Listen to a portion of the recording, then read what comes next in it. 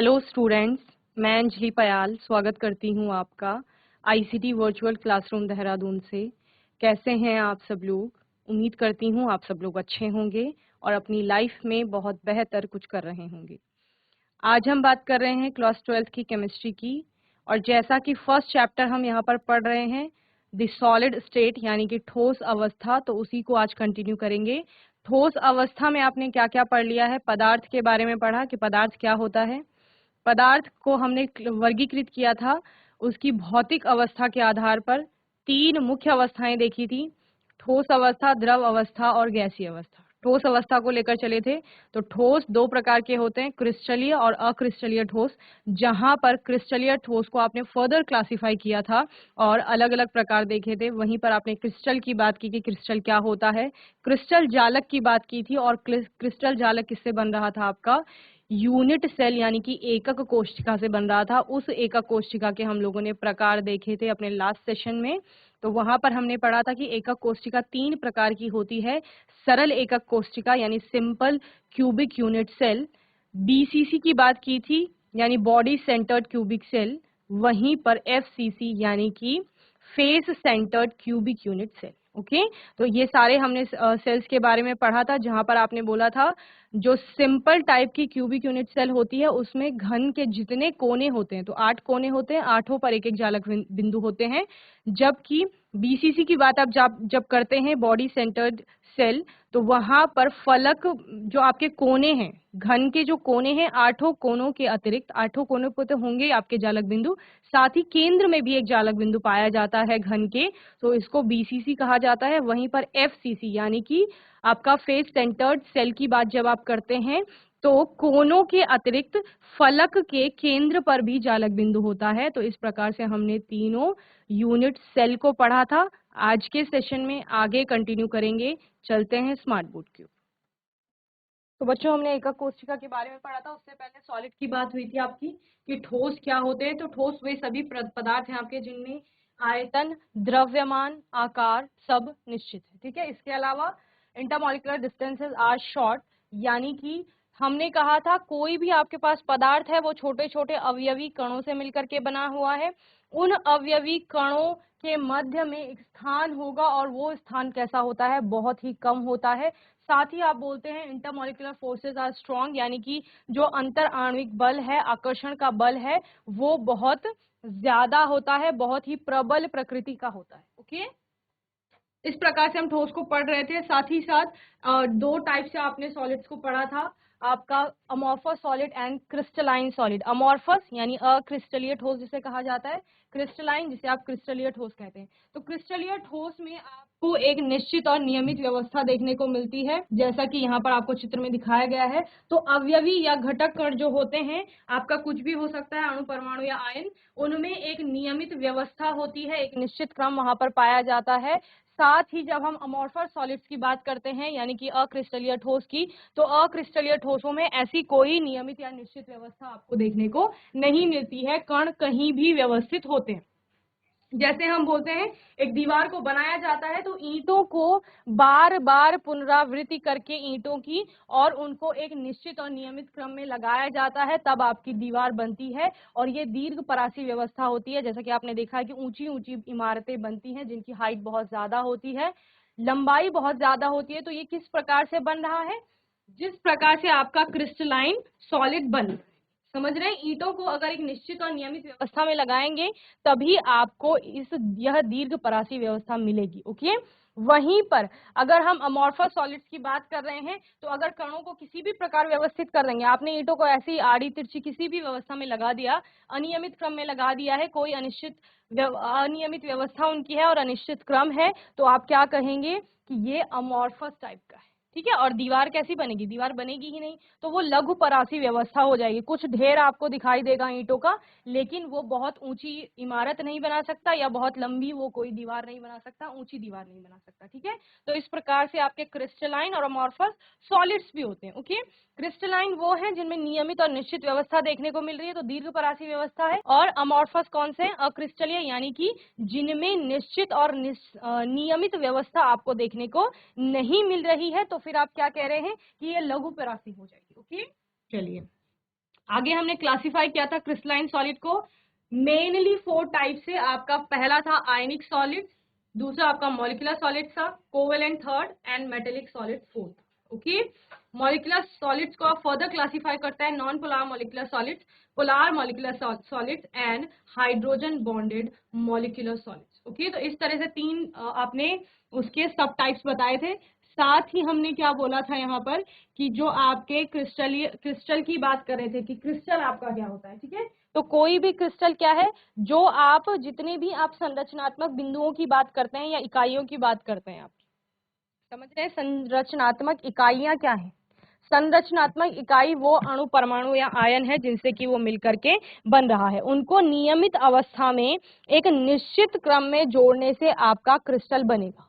समझ रहे हैं, एक निश्चित क्रम क्या होगा बच्चे, कि जैसे हम कह रहे हैं कि ईंटों को हम अगर लगा रहे हैं तो ईंटों को जो कारीगर होगा वो बहुत एक क्रम से व्यवस्थित करता है, उसको पता है कि किस क्रम में ईंटों को लगाना है।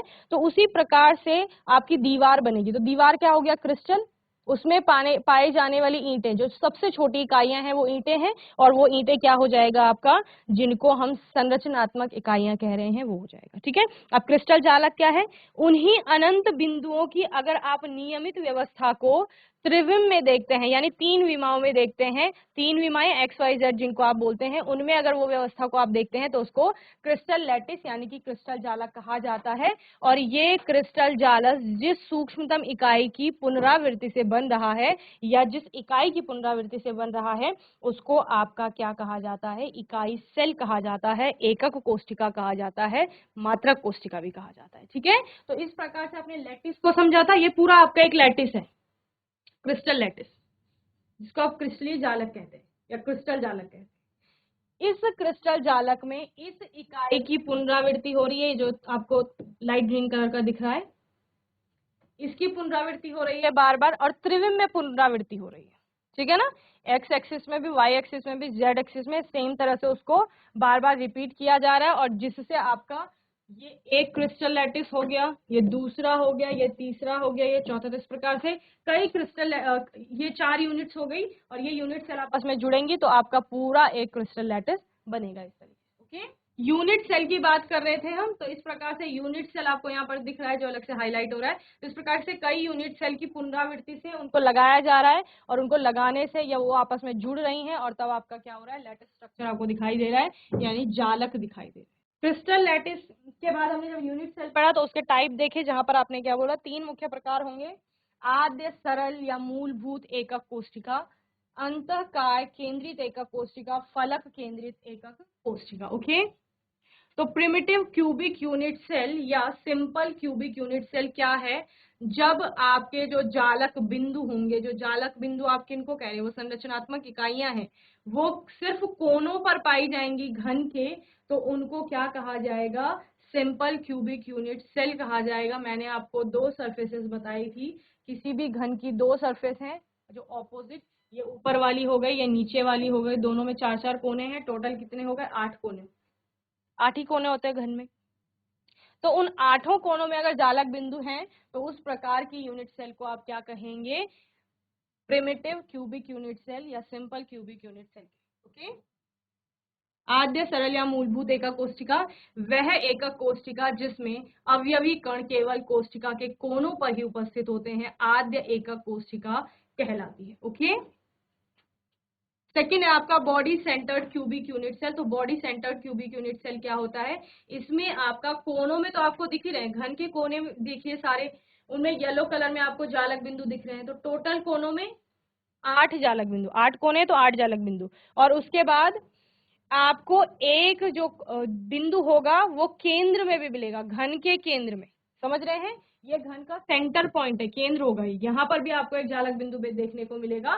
तो इसको कहा जाता है body centre cubic unit cell. Body centred cubic unit cell has an atom at each of its corners and also 1 atom at its body centre. Okay, अब इसको अंतःकाय केंद्रित एकक कोशिका भी कहा जाता है। मैंने आपको बताया था कि ये केंद्रित कोशिका के प्रकार होते हैं, जहां पर आप बीसीसी और एफसीसी को पढ़ते हैं। ओके, यदि अवयवी कण कोनों के अतिरिक्त एकक कोशिका के केंद्र में भी उपस्थित हों तो यह अंतःकाय केंद्रित एकक कोशिका कहलाती है। ओके, इसके अलावा हमने किसकी बात की थी, एफसीसी की बात की थी, face centred cubic unit cell, यानी फलक केंद्रित एकक कोशिका, जहां पर आप बोलते हैं a face centred cubic unit cell contains atom at all the corners. तो तीनों ही क्यूबिक यूनिट सेल में कोनों पर तो आपके जालक बिंदु पाए ही पाए जाएंगे, बस आपको ध्यान रखना है सिंपल में आपका सिर्फ कोनों पर पाए जाएंगे। बीसीसी में कोनों के अतिरिक्त एक सेंटर में पाया जाएगा क्यूब के या यूनिट सेल के। वहीं पर एफसीसी की बात जब आप करते हैं तो वो केंद्र किसका होगा, वो सभी फेसेस का केंद्र होगा। और कितने फेस होते हैं घन के या क्यूब के, 6 फेस होते हैं, 6 फलक पाए जाते हैं किसी घन पर, और उन फलकों के 6 फलक हैं तो 6 ही केंद्र होंगे। तो आप क्या कहेंगे, सभी फलकों के केंद्र पर भी आपका एक एक जालक बिंदु पाया जाएगा और सभी कोनों पर भी जालक बिंदु पाए जा रहे हैं। तो इसको क्या कहा जा रहा है, फलक केंद्रित एकक कोशिका कहा जा रहा है। ओके, तो a face centred cubic unit cell contains atom at all the corners and at the centre of all the faces of the cube the atom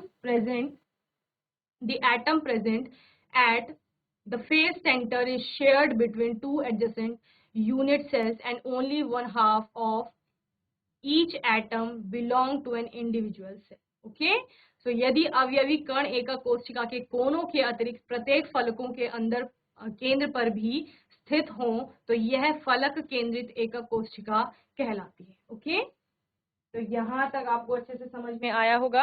आज बात करेंगे क्योंकि क्रिस्टल आप समझ गए हैं, क्रिस्टल जालक आप समझ गए हैं, तो यूनिट सेल के बारे में आपने पढ़ लिया है, टाइप्स भी आपने उसके देख लिए हैं। तो क्रिस्टल तंत्र की बात करते हैं, संभव विविधताएं देखेंगे कि किस किस प्रकार की वहां पर यूनिट सेल उनमें उपस्थित होंगी।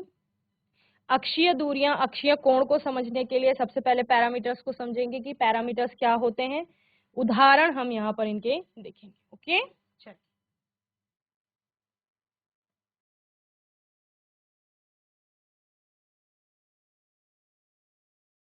चलिए पैरामीटर्स की बात करेंगे।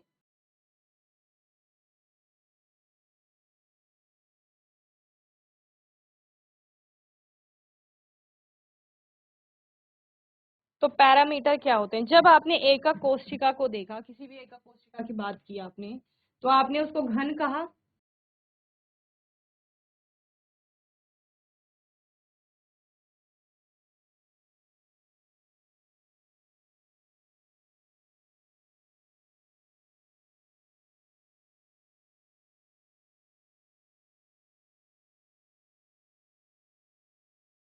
इस प्रकार से आपकी एकक कोशिका होगी।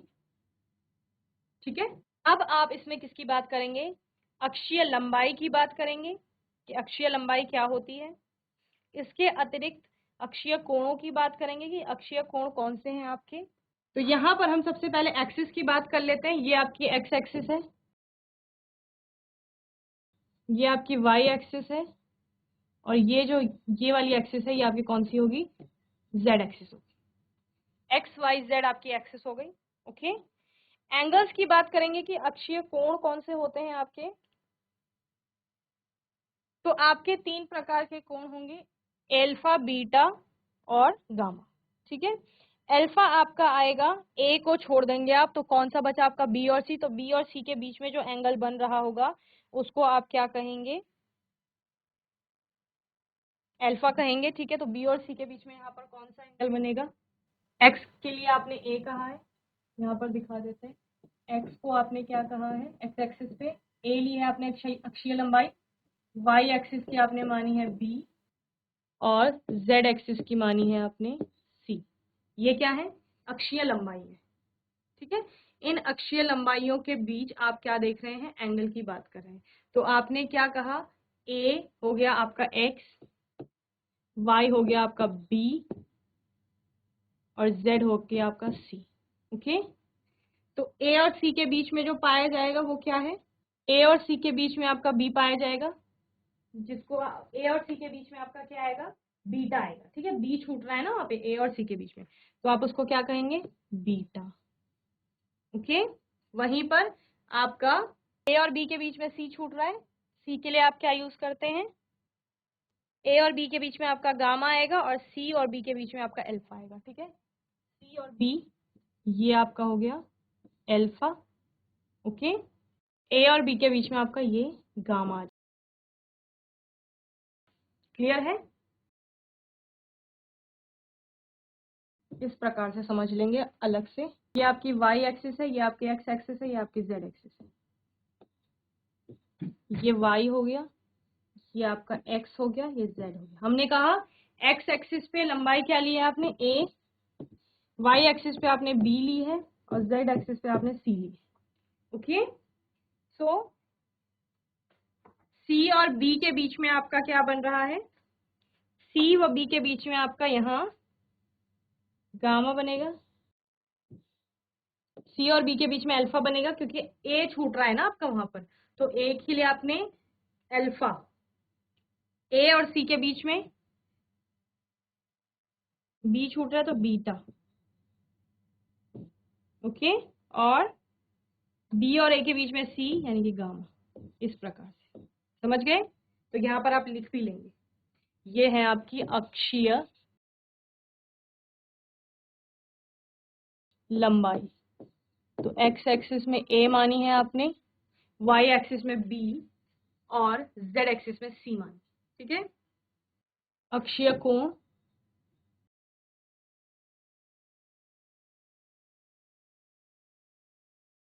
आपने लिखा अल्फा कहाँ है, सी व बी के बीच, बीटा कहाँ है आपका, ए व सी के बीच,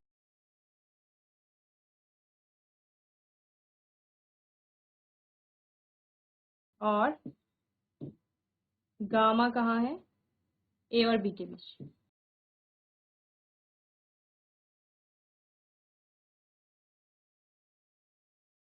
ओके, चलिए जल्दी से इतना नोट करेंगे फिर आगे समझेंगे।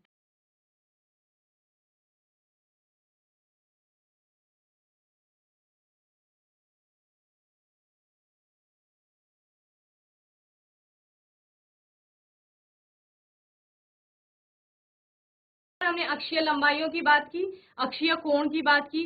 अब आप कह रहे होंगे कि मैम ने यूनिट सेल तो पढ़ा दी, पर अक्षीय कोण और लंबाइयों क्यों पढ़ रहे हैं, ठीक है। तो इन अक्षीय कोण अक्षीय लंबाइयों से हमारा क्या होगा, अक्षीय कोण और अक्षीय लंबाई से ये अगर परिवर्तित हो जाती हैं तो हमारी यूनिट सेल बदल जाएगी। समझ रहे हैं? अभी तक हम यूनिट सेल को घन की तरह ले रहे थे, लेकिन ये घन की तरह नहीं होगी, ये आपकी अलग अलग प्रकार की हो सकती है।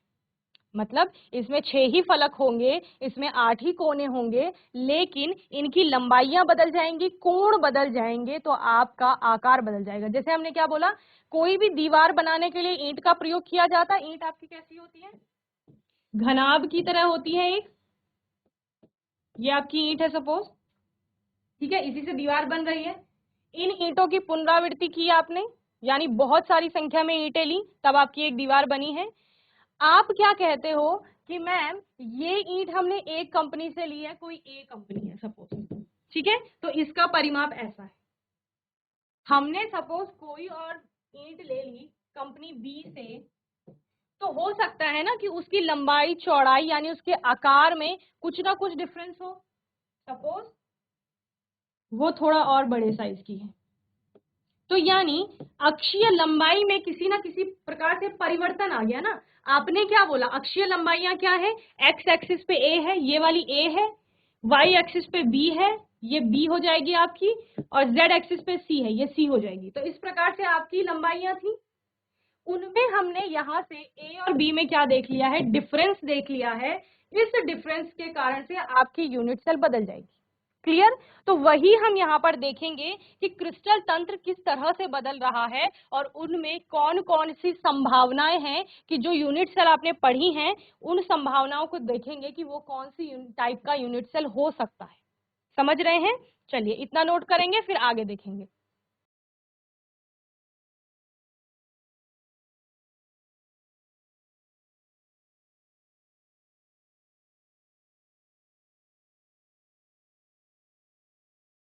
अब बात करेंगे कितने प्रकार के क्रिस्टल तंत्र होंगे आपके। क्रिस्टल तंत्र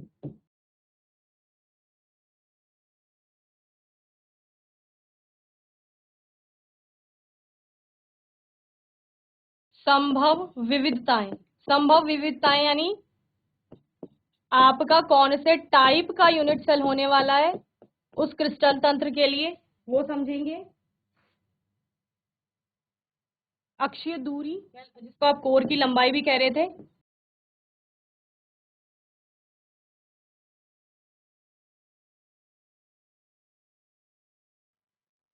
और अक्षीय कोण क्या हो।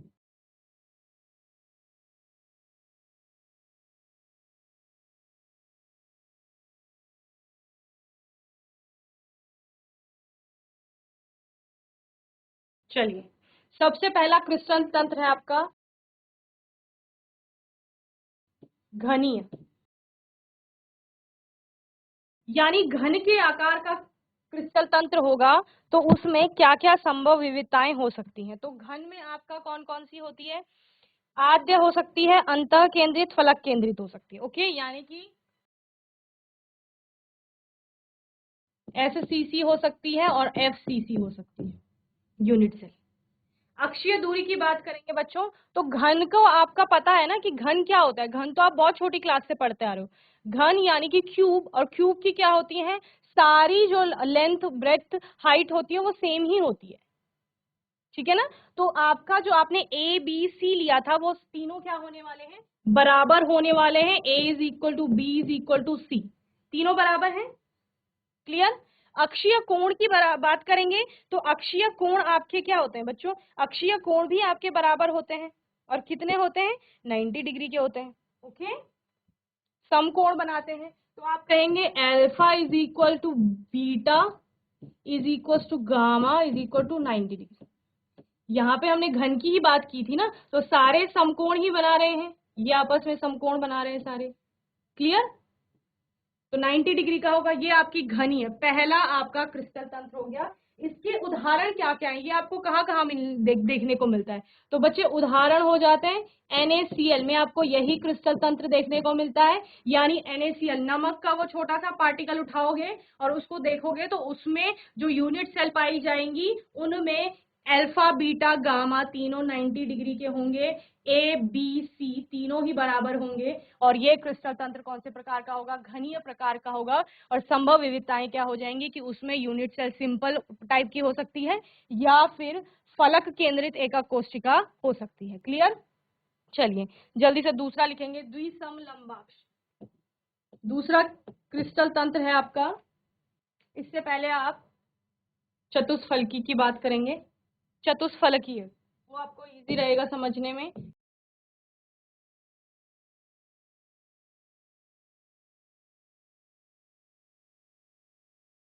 चतुष्फलकीय, इसमें आपकी संभव विविधताएं अल्फा, आप ए बी सी की बात करेंगे तो ए बी के इक्वल होता है, अल्फा इज इक्वल टू आपका A is equal to B is not equal to C.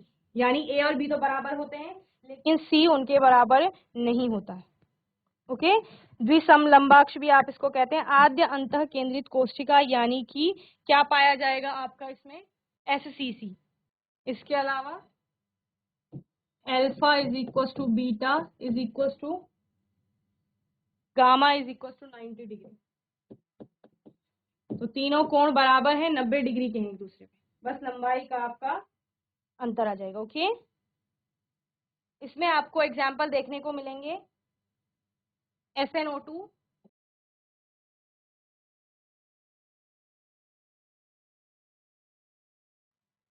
TiO2, CSO4।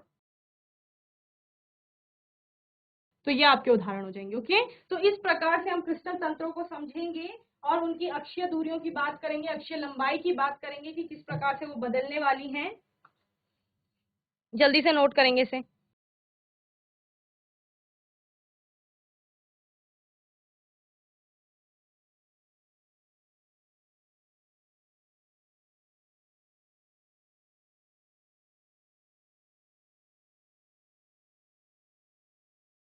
तो बच्चों मैं उम्मीद करती हूँ आज का सेशन आपको अच्छे से समझ में आया होगा। आज के सेशन में हमने एका कोष्ठिका की बात की, उसके पैरामीटर्स की बात की, कैसे उसको मापेंगे, उसकी लंबाई के आधार पर, उसकी आप कोण के आधार पर, जो अक्षों के बीच में कोण बन रहे हैं उनके आधार पर, प्रकारों की बात कर रहे थे, यानी क्रिस्टल तंत्र किस प्रकार से पाए जाएंगे।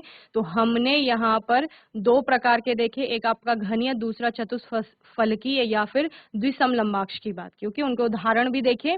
ये टेबल आपकी बुक में भी है, तो उसको आप एक बार से घर से देख लेंगे और फिर आने वाले सेशन में मैं इसको आगे कंटिन्यू कराऊंगी आपको। ओके, तब तक के लिए अच्छे से अपने चैप्टर को रिवाइज कीजिए। कोई डाउट होगा, क्वेश्चन होगा तो आने वाले सेशन में आप लोग पूछ लेंगे।